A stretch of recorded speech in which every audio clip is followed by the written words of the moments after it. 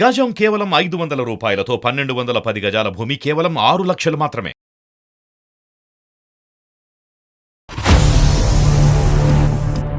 మా అమ్మగారు మేము ఎప్పుడు పడుకుంటామా అని చూసి మేము పడుకున్న తర్వాత చాట్ చేయడం అవి ఇవి నేను అబ్జర్వ్ చేశాను సార్.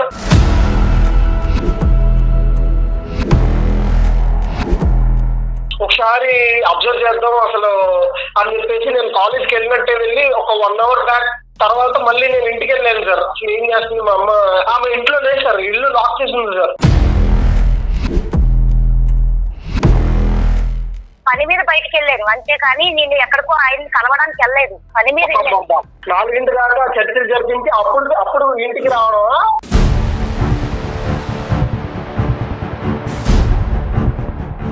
ఎప్పటి నుంచి పరిచయం అమ్మా ఇది? సార్ నాకు తను ఒక 4-5 years నుంచి తెలుసు సార్. ఓన్లీ గుడికి, ఎందుకంటే గుడి పక్కని వాళ్ళది షాప్ సార్, పూజ సామాగ్రి అమ్ముతారు, అంతవరకు తెలుసు.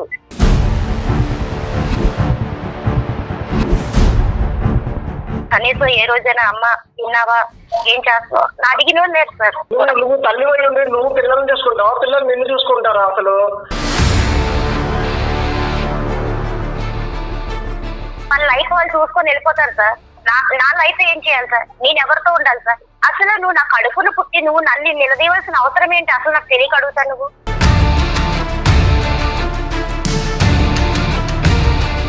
నేను చేసిన తప్పేంటి?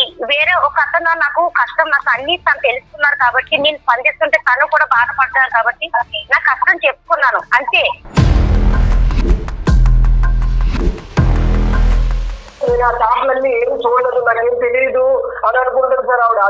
ఎంతో కొంత తన వల్ల నాకు హోదార్పు దొరికింది సార్. నేను తనల్ని వదులుకోలేను, వీళ్ళని వదులుకోలేను సార్. బహుశా అమ్మ వయసు కూడా చిన్నదే, పెద్ద చెప్పుకోదగ్గ వయసు కూడా కాదు అమ్మది. సార్ ఏం మాట్లాడుతున్నారు సార్? ప్లీజ్ ఒకసారి నేను చెప్పేది వినండి సార్.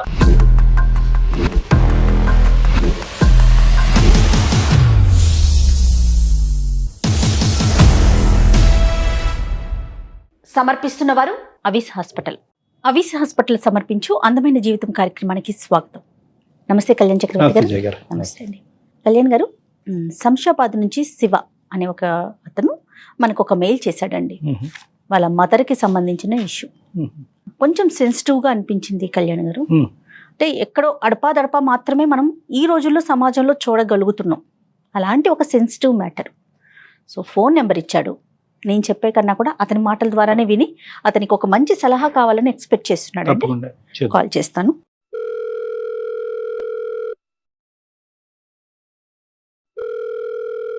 హలో శివగారండి? అవును మేడం, ఎవరు మీరు? నేను జయానండి, అందమైన జీవితం ప్రోగ్రామ్ నుంచి కాల్ చేస్తున్నాను. మేడం గారు నమస్తే అండి. నమస్తే మేడం. నమస్తే అండి. నాతో పాటు డాక్టర్ కళ్యాణ్ చక్రవర్తి గారు కూడా ఉన్నారు. ఎస్, మీరు నాకు మెయిల్ చేశారండి విషయం. నేనైతే బ్రీఫ్ గానే చెప్పాను, ఒకసారి డాక్టర్ గారితో మాట్లాడండి. అలాగే madam, thank you madam. Okay అండి. శివ బాగున్నానన్నా? సార్ బాగున్నాను సార్. ఎంత వయసు, ఏం చేస్తుంటావు? నేను బీటెక్ సెకండ్ ఇయర్ చదువుతున్నాను సార్. అంటే సార్ మా మదర్ ఉన్నారు సార్, మా ఫాదర్ రీసెంట్ గానే చనిపోయారు సార్. 1 year అవుతుంది సార్, చనిపోయి 1 year 2 months అవుతుంది సార్. అయ్యయ్యా. ఇలా 1 year అయిందో లేదో నేను అబ్జర్వ్ చేస్తుంటే మా అమ్మగారు మేము ఎప్పుడు పడుకుంటామా అని చూసి మేము పడుకున్న తర్వాత చాట్ చేయడం అవి ఇవి నేను అబ్జర్వ్ చేశాను సార్.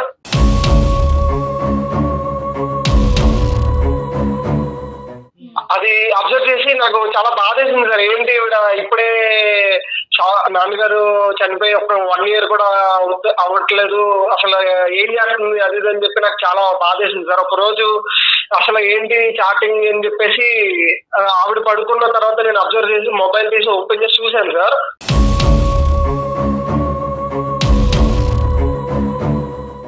చూస్తే అసలు చాటింగ్ అంతా ఎంత దారుణంగా ఉందంటే లైక్ నేను ఆల్రెడీ లవ్ లో ఉన్నాను సార్ మా లవర్ తో. నేను కూడా తనతో అంత చాట్ చేయను సార్. అంత డీప్ రిలేషన్ లో వాళ్ళు చాట్ చేయడం నాకు నిజంగా చాలా చాలా బాధ వేసింది సార్. చాలా సిగ్గుగా కూడా ఉంది సార్. అసలు మీకు ఎలా చెప్పాలి, మీకు ఎలా కన్వే చేయాలి, మా అమ్మకి ఎలా చెప్పాలి అని నేను చాలా సతమతం అయిపోతూ ఉన్నాను సార్. అసలు ఆవిడ ఇలాంటి పనులు ఏంటి సార్ ఈ ఏజ్ లో?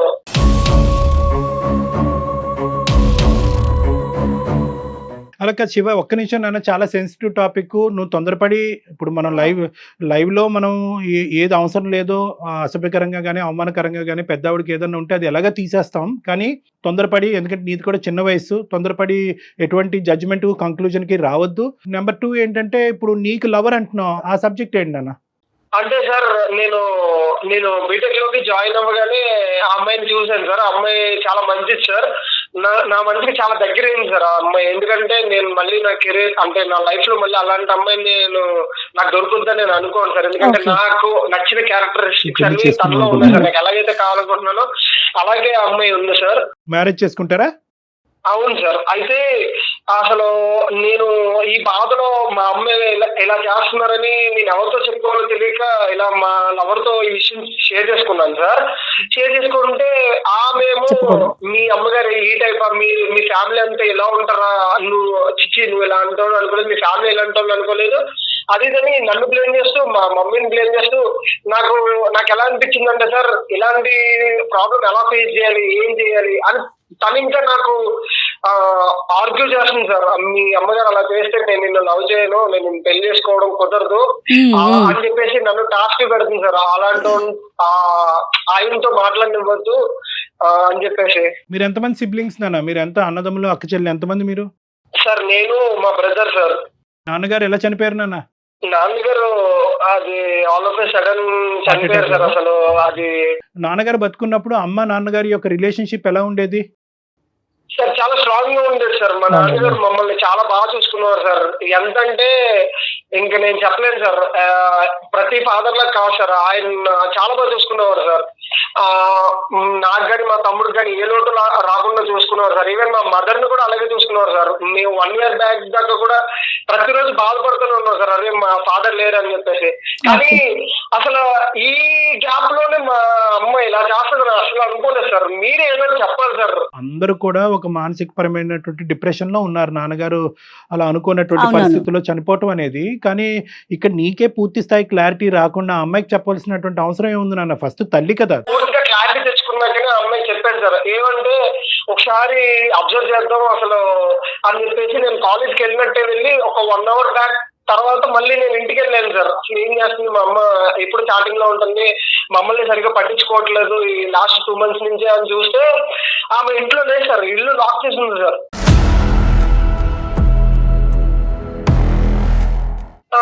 నేను ఫోన్ చేశాను సార్. ఫోన్ చేస్తే నాన్న నేను ఇలా బయటకు వచ్చాను రా, కొంచెం అర్జెంట్ పని ఉంది, నేను వస్తాను అని చెప్పేసి అన్నా సార్. నేను ఫీవర్ గా ఉందమ్మా కొంచెం రా అని చెప్పినా కూడా ఈవినింగ్ 4 ఆ టైంకి వచ్చింది సార్. అంటే మేము 5కి వస్తామని చెప్పేసి 1 hour ముందు ఆవిడ జస్ట్ వచ్చింది సార్. అదేం సార్, అసలు నాకు ఫీవర్ గా ఉందని చెప్పినా సరే నన్ను పట్టించుకోకుండా వాళ్ళు ఎవరితో తిరగడానికి వెళ్ళిపోతుంది సార్. అసలు ఏంటన్నా అర్జెంట్ వర్క్ ఏంటంటే అమ్మకి అడిగావా? ఎప్పుడు వెళ్ళదా అమ్మ? అది అడిగితే మాత్రం ఏం చెప్పలేదు సార్ ఆమె. ఇలాగే ఇలా అన్నది కదా అని చెప్పేసి నేను మళ్ళీ 2 days బ్యాక్ తర్వాత కూడా నేను చూస్తే ఇలాగే సార్, మళ్ళీ అలాగే వెళ్ళిపోయింది సార్. మళ్ళీ 4 ఆ టైంకి కానీ రావట్లేదు సార్. ఏంటి ఏం చేయాలి అసలు నాకు ఏం అర్థం కాక సార్ ఇంకా మీకు మెయిల్ చేశాను సార్. ఎవరితో మాట్లాడుతున్నారో ఆ వ్యక్తికి సంబంధించిన డీటెయిల్స్ మీకు ఏమైనా తెలుసా? అతను తెలిసిన వ్యక్తి అయినా ఇంతకు ముందు అలాంటిది ఏమన్నా మీకు అర్థమైందా? నాకు అసలు తెలియని వ్యక్తి కాదు మేడం. అంటే ఆయన తెలియదండి, కాకపోతే నేను చాట్ చూసాను మేడం. చాట్ లో ఇలా తెలిసిపోతుంది కదండి ఇలా ఉన్నది అని చెప్పేసి. సరే, ఇప్పుడు అతని వివరాలు మనం తర్వాత మాట్లాడుకుందాం అన్న. కానీ ఈ రోజు అమ్మని అడగవలసినటువంటి అవసరం ఎందుకు ఉంది అని నువ్వు అనుకుంటున్నావు? కేవలం ఆవిడ ఒక తోడు కోరుకుంటుంది. ఓకే, ఒక ఆవిడకి ఏంటంటే ఇప్పుడు బహుశా అమ్మ వయసు కూడా చిన్నదే, పెద్ద చెప్పుకోదగ్గ వయసు కూడా కాదు అమ్మది. సార్ ఏం మాట్లాడుతున్నారు సార్? ప్లీజ్ ఒకసారి నేను చెప్పేది వినండి సార్. అమ్మ వయసు అది ఇది కాదు సార్. సొసైటీ ఏమనుకుంటారు సార్? మా నాన్నగారు చనిపోయి 1 year కూడా అయింది అంతే కదా సార్.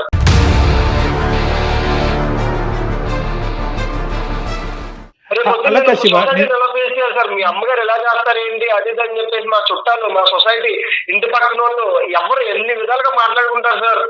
శివ, ఒకటి ఇది చాలా సెన్సిటివ్ టాపిక్. ఇప్పుడు ఏంటంటే ఇక్కడ 2 స్కూల్స్ ఉంటాయి. ఒక స్కూల్ ఏంటంటే సాంప్రదాయం పట్టింపు గురించి మాట్లాడుతుంది. ఇంకో స్కూల్ ఏంటంటే ఆవిడకంటూ ఈ వయసులో ఒక తోడు గురించి మాట్లాడుతూ ఉంటుంది. ఒకరు ఇంకోళ్ళని ఖండిస్తారు, ఇంకోళ్ళని ఖండిస్తారు. దాని సబ్జెక్ట్ గురించి మనం తర్వాత మాట్లాడుకుందాం.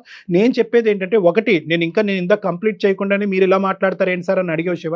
ఒకే ఒక పాయింట్ నేను అడుగుతున్నాను. ఈ రోజు నీ గర్ల్ ఫ్రెండ్ కానీ ఇక్కడ గీత గీయకుండా ఏవరా నువ్వు మీ అమ్మ ఇలా చేస్తే కనుక నేను నీతో పెళ్లి చేసుకొని అనేటటువంటి మాట అనకపోతే కనుక ఈ రోజు మాకు చేసి ఉండేవాడువా నువ్వు ఫోను? సార్ నేను ఆ ఒక్క విషయం మీద కాదు సార్. మేము ఇప్పుడు బీటెక్ సెకండ్ ఇయర్ సార్, వాడు మా తమ్ముడు ఇంటర్ సెకండ్ ఇయర్ సార్.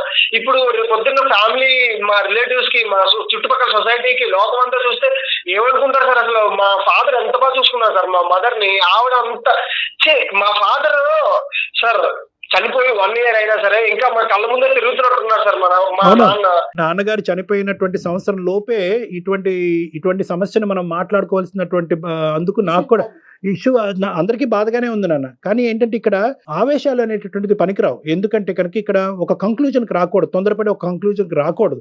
ఈరోజు అమ్మ మీద ఒక తప్పుడు అభిప్రాయం మీరు తొందరపడి తీసుకోవద్దు. ఒక సైడ్ సమాజం, ఇంకో పక్కన నుంచి ఆవిడ ఎందుకు ఇలాగా ఆలోచిస్తుంది అనేటటువంటిది ఒకటి. మూడోది ఏంటంటే పిల్లలుగా మీరు సమాజాన్ని ఎలా ఫేస్ చేయాలనేటువంటి 3 అంశం. సో ఈ 3 అంశాన్ని మనం జాగ్రత్తగా బ్యాలెన్స్ చేసుకునేటటువంటి ఉద్దేశంతోనే తొందరపడి కంక్లూజన్స్కి రాకు, తొందరపడి తల్లి మీద ఒక చెడు అభిప్రాయం డెవలప్ చేసుకోవద్దని చెప్తున్నానే కానీ మీ అమ్మగారు చేసింది నేను కాదు సార్. ఇక్కడ నేను అసలు తొందరపడి మాత్రం ఒక నిర్ణయానికి రాలేదు సార్. ఇది 2 months నుంచి జరుగుతున్న వ్యవహారం సార్. నేను చూశాను సార్, మా అమ్మగారి చాట్లు అన్ని చూశాను కాబట్టి నేను మీకు ఇంత క్లియర్ గా ఇప్పుడు చెప్పడం జరుగుతుంది సార్. ఓకే కాదు, అమ్మగారితో ఒకసారి మాట్లాడొచ్చా మనం? డాక్టర్ గారు ఏమైనా మాట్లాడొచ్చా? మాట్లాడచ్చు మేడం, ఖచ్చితంగా. మీరు ఆవిడ చేయడం తప్పు అని చెప్పి మీరు చెప్పండి మేడం. మీరు చెప్తే గానీ ఆవిడ వినదేమో. మేడం శివ, ఈ రోజు నువ్వు ముందుకొచ్చి ఈమెయిల్ పంపించి మా దగ్గరకు ఒక సొల్యూషన్ అడుగుతున్నావు. నువ్వు అడిగేసావు కాబట్టి ఈ రోజు అమ్మకి బుద్ధి చెప్పేటటువంటి ప్రక్రియలో ఈ ప్రోగ్రామ్ అయితే ముందుకు వెళ్ళదు నాన్న. ఇరువైపు మేము వింటాం, అమ్మది వింటాం, నీది వింటాం. ఏది కరెక్ట్ అయితే కనుక, ఏదైతే కనుక అందరి యొక్క మానసిక పరిస్థితులను, అందరి యొక్క భవిష్యత్తులను కాపాడేటటువంటి నిర్ణయం ఏదైనా ఉంటే కనుక ఆ నిర్ణయాన్ని మాత్రమే చెప్తాం. అమ్మకు బుద్ధి చెప్పే కార్యక్రమం అయితే ఇది కాదు నాన్న. ఫస్ట్ అమ్మ వర్జన్ ఏంటో విన్ని. సరే సార్, మీకే అర్థమవుతుంది సార్. కాల్ చేసిన తర్వాత ఆవిడ చెప్పే అన్ని మీకు అర్థమవుతుంది. నేనే కరెక్ట్ అని మీరు అంటారు సార్, నేను చేస్తాను సార్. ఇదేంటంటే జయ గారు, ఇది చాలా సెన్సిటివ్ టాపిక్. ఎందుకంటే ఆడదానికి ఆ స్వేచ్ఛ ఉందా? అంటే భర్త చనిపోయినటువంటి సంవత్సరంలో ఆడది తన జీవితం గురించి ఆలోచించవచ్చా? ఇంకో జీవిత భాగస్వామ్యం గురించి ఆలోచించాలంటే కనుక 75% పాపులేషన్ విల్ సే నో. నీ బరువు బాధ్యతలు పెరిగినాయి, నీ పిల్లల యొక్క భవిష్యత్తు చూడకుండా నీ సంతోషాలు సుఖాలు ఎందుకు చూడాలి అని మాట్లాడేటటువంటి సమాజంలో ఈవిడ ఈ వ్యక్తిని ఎందుకు కోరుకుంది అనేది చాలా డెలికేట్ ఇష్యూ. ఇదే ప్రశ్న మనం మగవాడిని అంటామా కళ్యాణ్ గారు? భార్య చనిపోయిన 1 సంవత్సరం లోపే. హలో హలో అమ్మా, చెప్పినానా? ఎక్కడ ఉన్నావమ్మా? ఇంట్లో ఉన్నానమ్మా. ఇంట్లోనే ఉన్నావా? బయటకి ఎక్కడికి వెళ్ళావా? లేదురా, ఇంట్లోనే ఉన్నా. అంటే నేను జ్వరం వచ్చిందని బయటకు వెళ్ళావు, కాలేజ్ నుంచి ఇంటికి వచ్చినప్పుడల్లా నువ్వు ఇంటికాడ ఉండవు కదమ్మా? అదేంట్రా, పని మీద బయటకు వెళ్ళి వస్తాను కానీ ఇంటికాడ ఉండమంటే నేను ఇంట్లో ఉండకపోతే ఎక్కడికి వస్తాను? అలాగే సరే. మా సార్ ఒక ఆయన మాట్లాడతారంట, నాకు తెలిసిన సార్. ఎవరో కాలేజీ నుంచా? కాలేజ్ నుంచి కాదమ్మా, అందమైన జీవితం అని సుమన్ ఛానల్ నుంచి కళ్యాణ్ చక్రవర్తి సార్ మాట్లాడుతున్నారు. నమస్తే అమ్మా, నా పేరు డాక్టర్ కళ్యాణ్ చక్రవర్తి. నమస్తే సార్. నమస్తే అమ్మ, నమస్తే. మీకు ఇలాగా ఈ పరిస్థితిలో కాల్ చేసినందుకు కొద్దిగా, అంటే మిమ్మల్ని సర్ప్రైజ్ చేసినందుకు, అంటే నా ఉద్దేశం అది కాదు. కానీ బాబు ఏంటంటే బాగా చాలా డిప్రెషన్లో ఉన్నాడమ్మా. బాబు బాగా ఇబ్బంది పడుతున్నాడు. ఏంటంటే నాన్నగారు చనిపోయి 1 సంవత్సరం కూడా అవ్వలేదు. ఈ లోపల అమ్మ ఇంకో విధంగా ఆలోచిస్తుందేమో అని డౌట్ నాకు ఉంది. కొన్ని చూడకూడనటువంటివి నేను చూశాను.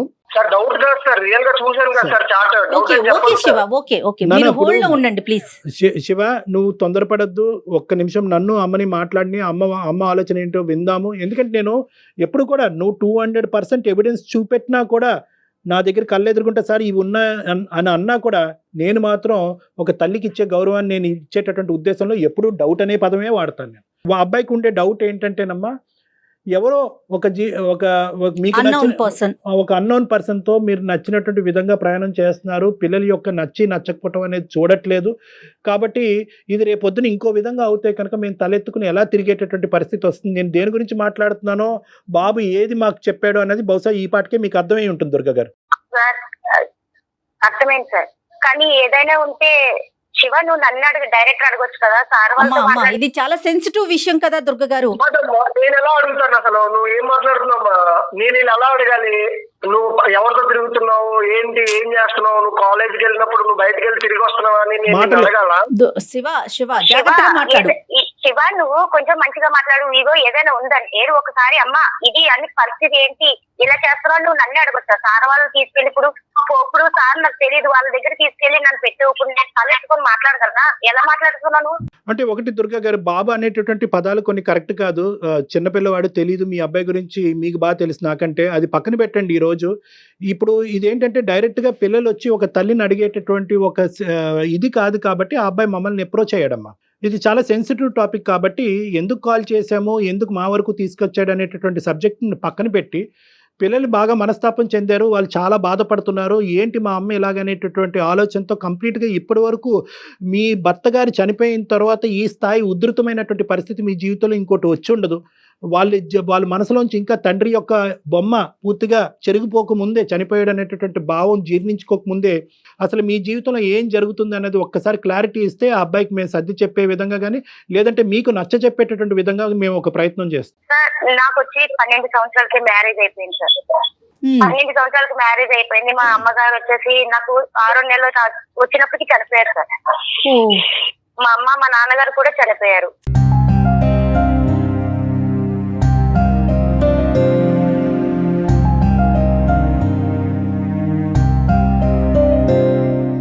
నా పరిస్థితి ఇంకెవ్వరు లేరు సార్. నేను కష్టం నష్టం ఎవరితో చెప్పుకోవడానికి అన్ని మా ఆయన గారు కష్టం నష్టం అసలు ఏమీ తెలియకుండా పోషించారు సార్ నన్ను నా పిల్లల్ని కూడా. తనకి హెల్త్ ప్రాబ్లం వచ్చి 1 సంవత్సరం చాలా ఇబ్బందులు పడి చనిపోయారు సార్. మొన్న సంవత్సరం క్రితం నేను ఆయన కోసం చాలా అసలు చెప్పలేను సార్. అసలు అన్ని కష్టం ఎంత భరించుకుంటూ చేసుకొచ్చాను. హాస్పిటల్ అంతా తిరుక్కొని చాలా కష్టపడ్డాను సార్ ఆయన బతుకుతారని, కానీ దక్కలేదు. ఇప్పుడు నా పిల్లలను చూసుకుంటూ బతుకుదామని ధైర్యంతో ముందుకు వెళ్ళాను సార్. ఆ పిల్లలైనా సరే కనీసం ఏ రోజైనా అమ్మ తిన్నావా, ఏం చేస్తున్నావు నా అడిగిన వాళ్ళు లేరు సార్. నా పిల్లలకు అసలు ఏ రోజు కూడా పెద్ద బాబు చిన్న బాబు నువ్వు తల్లి వై ఉండి నువ్వు పిల్లల్ని చూసుకుంటావా, పిల్లలు నిన్ను చూసుకుంటారా? అసలు నువ్వు పట్టించుకున్నావా అమ్మా? అసలు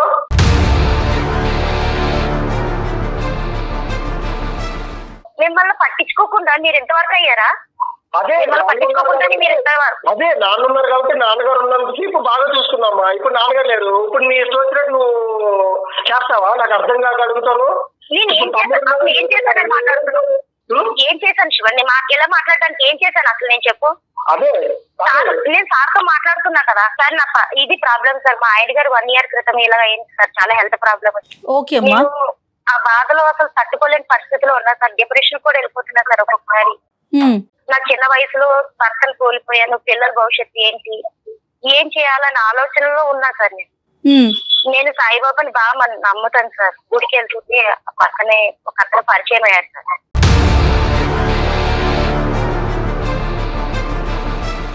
ఆయనతో ఓన్లీ చాటింగ్ చేస్తున్నా సార్ అంతే. నార్మల్ గా ఆయన కష్టం అడిగితే చెప్తే ఆయన కూడా స్పందించాడు సార్. నేను ఏడిస్తే తను ఏడడం, భయపడకు బాధపడకు నీకు ధైర్యంగా ఉండు అని ధైర్యం చెప్తున్నారు సార్. దానికి నేను స్పందించి చాటింగ్ వరకు చేస్తున్నా సార్. కానీ ఆ పిల్లడు ఏది అర్థం చేసుకోకుండా, తల్లి మనసు ఏంటో అర్థం చేసుకోకుండా మాట్లాడుతున్నాడు. లేదు అది చాటింగ్ లో లేదు అమ్మా. నువ్వు అబద్ధాలు చెప్పుకోండి, నాకు అంతా తెలుసు. నేను చూస్తున్నాను, చాటింగ్ అంతా నేను చూశాను. ఇప్పుడు ఏదో ప్రోగ్రామ్ లో రన్నింగ్ అవుతుంది కదా అని లైవ్ అని నువ్వు ఏదేదో చెప్పదు నాకు ప్లీజ్. నేను అసలు బర్స్ట్ అవుట్ అయిపోతాను. నేను ఫస్ట్ ఏం చేస్తాను నాకే అర్థం కావట్లేదు. నువ్వు ఓపెన్ గా చెప్పేసి ఏం చేస్తున్నావు, తప్పు ఏంటో, తప్పు నీ సైడ్ ఉందో తెలుస్తుంది.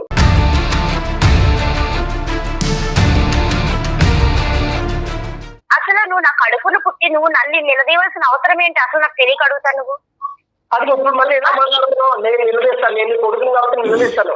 నాన్నగారు పోయి 1 year అయింది, 2 months లోనే నువ్వు మళ్ళీ ఇంకొకరు ఎలా తగ్గుతుంటా నాకు అర్థం కాదు. పైగా ఆయన ఏమో ఇప్పుడు నీకు సపోర్ట్ చేస్తున్నారు, నీ సైడ్ మాట్లాడుతున్నారు అని అంటావు. ఇప్పుడు నువ్వు ఆయన తీసుకుని నీ దాంట్లో చూసుకుంటే నేను పిల్లలు ఏమైపోవాలమ్మా?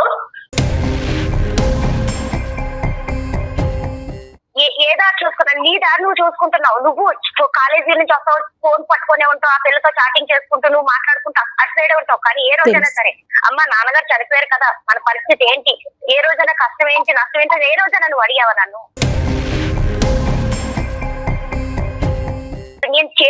ఏంటి, వేరే ఒక అతను నాకు కష్టం నాకు అన్ని తను తెలుసుకున్నారు కాబట్టి నేను స్పందిస్తుంటే తను కూడా బాధపడ్డారు కాబట్టి నా కష్టం చెప్పుకున్నాను అంతే.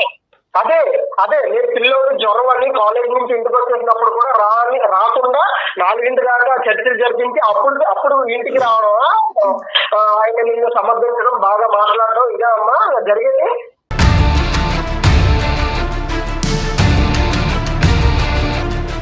నువ్వు కాలేజీ నుంచి వచ్చావంటే నేను పని మీద బయటకు వెళ్ళాను అంతేకాని నేను ఎక్కడికో ఆయన్ని కలవడానికి వెళ్ళలేదు, పని మీద వెళ్ళాను.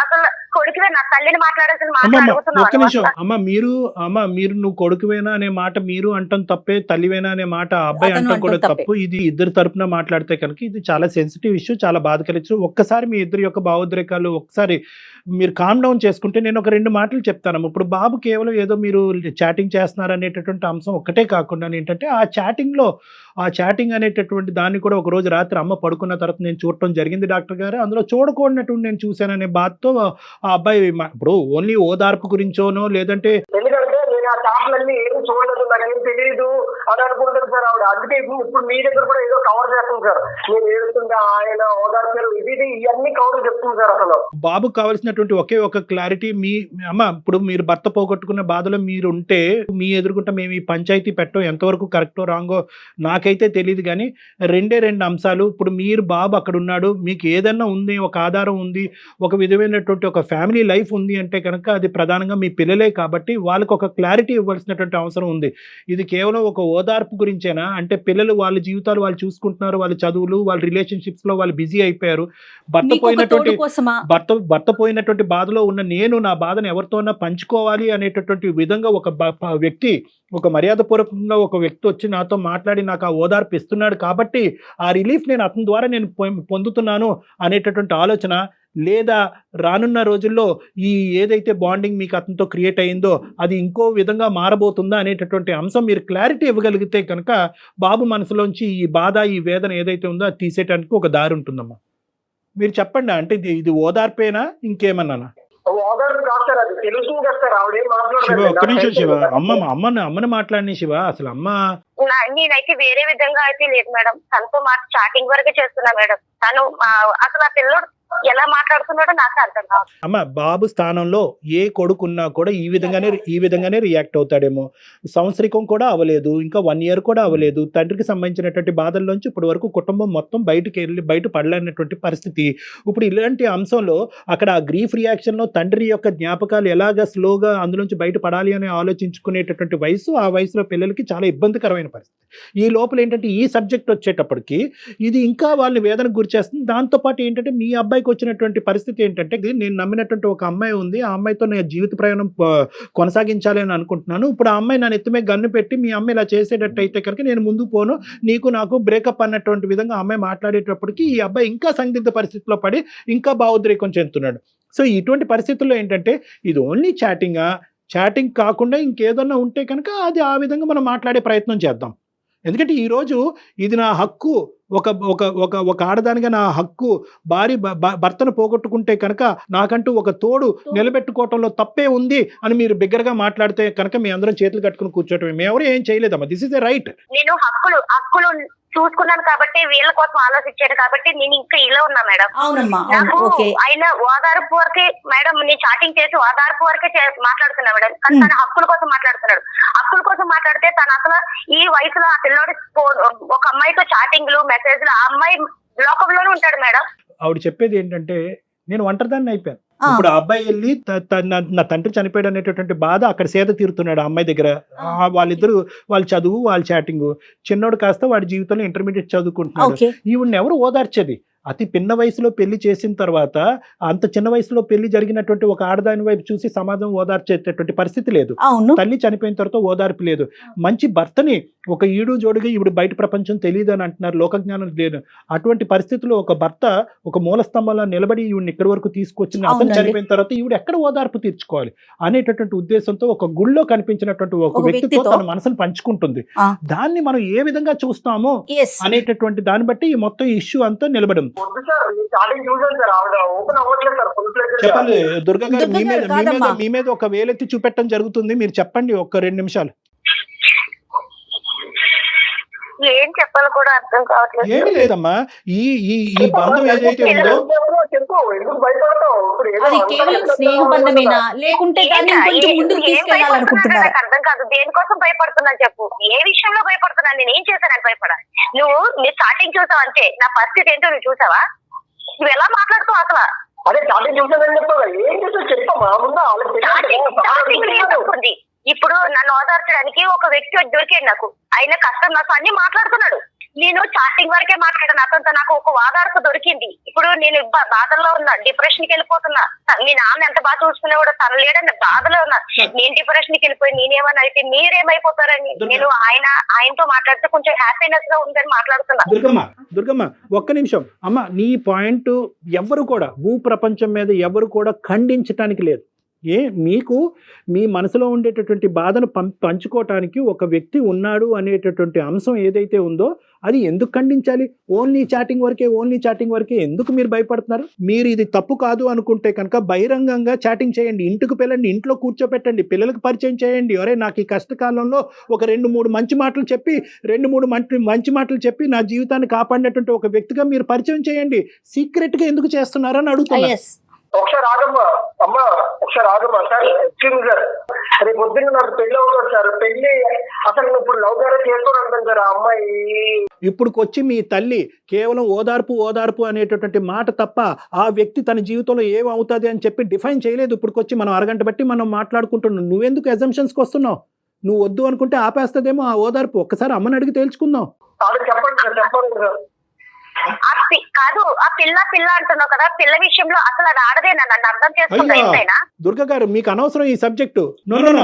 ఎప్పుడు మాట్లాడినా అమ్మాయి ఇలా అన్నది అలా అన్నదని ఎందుకు ఎక్కుతున్నాడు సార్? అమ్మాయి ఎవరు అసలు నా కోసం మాట్లాడడానికి? మా అమ్మ కోసం నువ్వు మాట్లాడడానికి నీకేం హక్కు ఉందని అడగవా నువ్వు? మాట్లాడలేదు, ఎందుకంటే తప్పు నీ వైపు ఉంది కదమ్మా. నేను ఎలా చెప్తాను అసలు?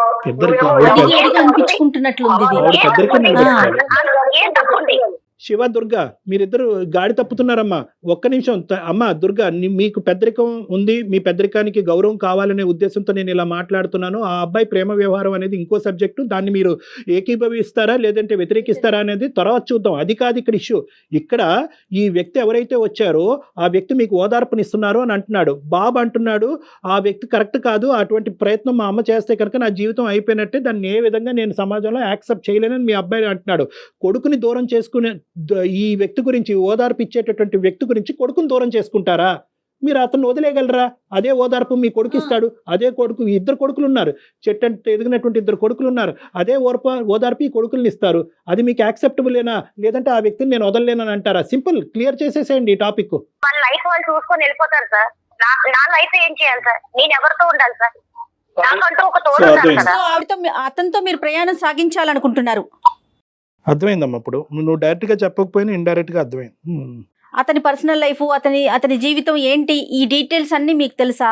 తర్వాత ఏమండి మేడం? నాకు తెలుసు మేడం, తన పరిచయం అయ్యారు ఆల్రెడీ. వాళ్ళ ఆవిడ గారితో విడాకులు అయిపోయినాయట మేడం. ఓకే, అయితే తను నన్ను లైఫ్ లాంగ్ చూసుకుంటాను అన్నారు మేడం. అది అవన్నీ ఆలోచించరా? అసలు ఎందుకైంది ఇలా చేయడం? కరెక్ట్ కాదా సార్? అడగండి సార్ మీరు. మేము అడగాలంటే నువ్వు ఆగాలిగా. ఒక్క నిమిషం ఆగమ్మా. చెప్పమ్మా దుర్గా, చెప్పమ్మా. సో అతని గురించి మీకు తెలుసు, ఎప్పటి నుంచి పరిచయం అమ్మా ఇది? సార్ నాకు తను ఒక 4-5 years నుంచి తెలుసు సార్. ఓన్లీ గుడికి, ఎందుకంటే గుడి పక్కని వాళ్ళది షాప్ సార్. పూజ సామాగ్రి అమ్ముతారు, అంతవరకు తెలుసు. మా ఆయన గారు చనిపోవడం అంతవరకు తెలుసు సార్. ఈ మధ్యనే తనతో నేను మాట్లాడడం మొదలు పెట్టాను అంతే సార్. మాట్లాడిన కానించి కూడా నేను బాధపడి ఏడుస్తుంటే తను కూడా ఏడ్చేవాడు సార్. ఎక్కడైనా కూడా నాకు 2 పిల్లలు ఉన్నారు, 5-6 సంవత్సరాల్లో ఎప్పుడైనా మధ్యలో ఇద్దరు కొడుకులు ఉన్నారు. వాళ్ళు ఒక చెట్టంత ఎదిగారు, వాళ్ళకు ఒక అభిప్రాయం ఉంటుంది. మనం ముందుకు వెళ్ళాలి అంటే కనుక ఈ జర్నీని మీరు ఏ విధంగా తీసుకెళ్తున్నారు అనేది నాకు తెలియదు. కానీ మన ఇద్దరికి సంబంధించిన ఈ అసోసియేషన్, దాని పేరు ఏంటన్నది వదిలేసేయండి. ఈ అసోసియేషన్ యొక్క యాక్సెప్టెన్స్ నా పిల్లల మీద కూడా ఉంది, నా మగ పిల్లల మీద ఉందనే అభిప్రాయం ఎప్పుడు అతనికి చెప్పారా మీరు? భర్త చనిపోయి 1 సంవత్సరం అయింది. ఇంత డైనమిక్స్లో is it so easy to make a decision? Sir నాకు నా పిల్లల భవిష్యత్తు నా చేతిలో ఉంది సార్. నేను వాళ్ళు మంచిగా చదివించుకొని వాళ్ళ భవిష్యత్తు చూద్దామని ఆలోచన ఉన్నా సార్. కానీ నేను డిప్రెషన్ లో ఉన్నా సార్. ఎంతో కొంత తన వల్ల నాకు హోదార్పు దొరికింది సార్. నేను తనల్ని వదులుకోలేను, వీళ్ళని వదులుకోలేను సార్.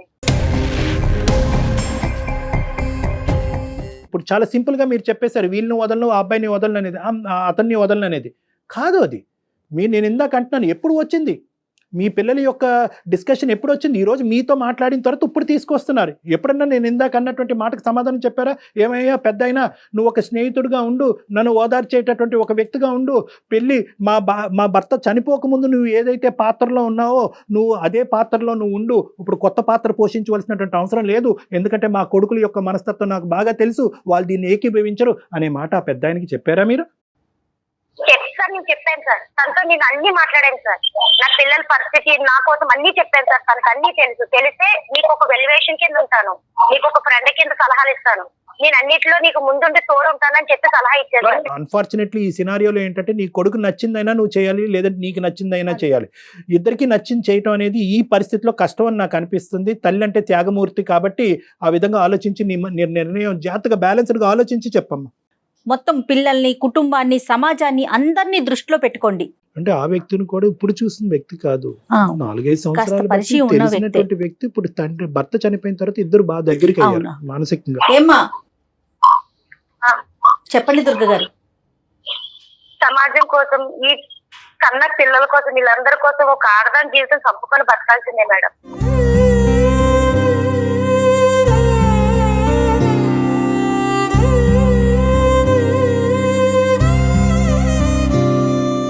ఇంకా ఆనందాలకి వాటికి దారి లేదు మేడం, ఒక ఆడదాని జీవితం ఇంకే.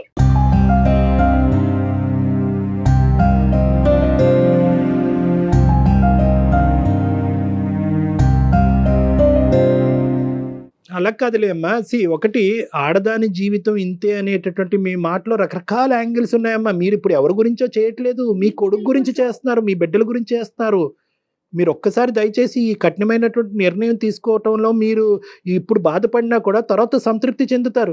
ఇది ఎవరి కోసమో కాదు కదమ్మా, నీ బిడ్డల కోసం కదా. భర్తగా నేను వస్తాను, మళ్ళీ నీ లైఫ్లో కొడుకును పోగొట్టుకో అనేటటువంటి ఆలోచనతో వచ్చే మూర్ఖుడిలాగా నాకైతే అనిపించట్లేదమ్మా.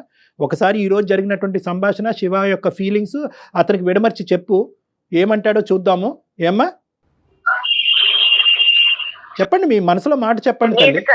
వీళ్ళు నాకు అసలు అర్థం చేసుకునే వాళ్ళు కాదు సార్, వీళ్ళు కానీ సమాజం కానీ ఎవరు అర్థం చేసుకునే వాళ్ళు కాదు. నేనే నా ఆడదాం జీవితం వింటే సార్, నేనే ఇంకా ఎవరి జోలికి వెళ్ళకుండా నాకు ఆవేదన నేనే చేస్తాను సార్.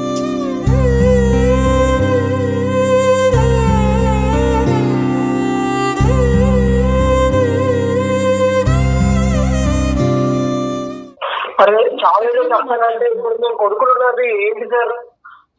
శివ, నాన్న శివ, నా పిల్లల్ని వాళ్ళ యొక్క భవిష్యత్తు సమాజ విలువల్ని కాపాడుకునే ప్రయత్నంలో నా అనుకునేటటువంటి ఇంకో అంశం నా జీవితంలో త్యాగం చేస్తాను.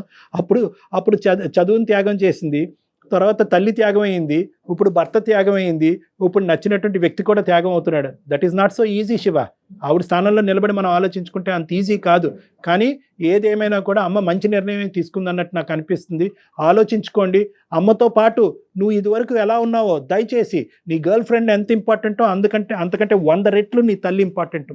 ఈరోజు మీ తల్లికి ఇవ్వాల్సినటువంటి గౌరవం కానీ, తల్లికి ఇవ్వాల్సినటువంటి టైం కానీ, ఈ నాన్నగారు చనిపోయిన తర్వాత తల్లికి ఇవ్వాల్సినటువంటి ఒక ఫ్యామిలీ టైం మీరు ఇచ్చుంటే కనుక ఈరోజు ఈ వ్యక్తి ఇంతవరకు వచ్చుండేవాడు కాదు.